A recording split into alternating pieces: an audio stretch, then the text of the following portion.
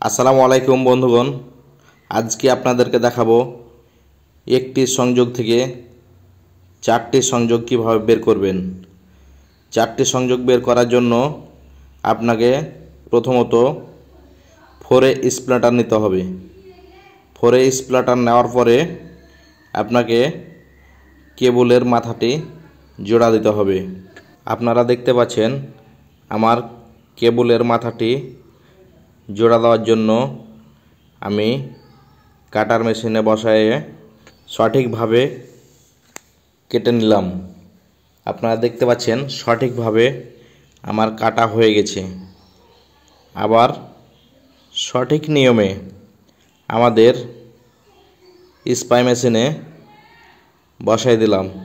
দেখেন কত সূক্ষ্মভাবে কেবলটি আমাদের মেশিনে জোড়া হলো।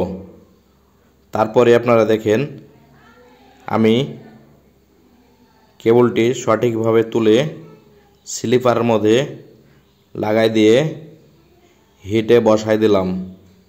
আমাদের চারটি সংযোগ এখন বের হয়ে গেছে। এখন আপনারা দেখতে পাচ্ছেন আমাদের এখন চারটি সংযোগ দেওয়ার জন্য প্রস্তুত হয়ে গেছে। এখন আপনারা দেখতে পাচ্ছেন আমরা চারটি কেবল গনে স্লিপার লাগাই দিয়ে চারটি সংযোগ ইতিমধ্যে আমাদের চারটি সংযোগ কমপ্লিট করা হয়ে গেছে।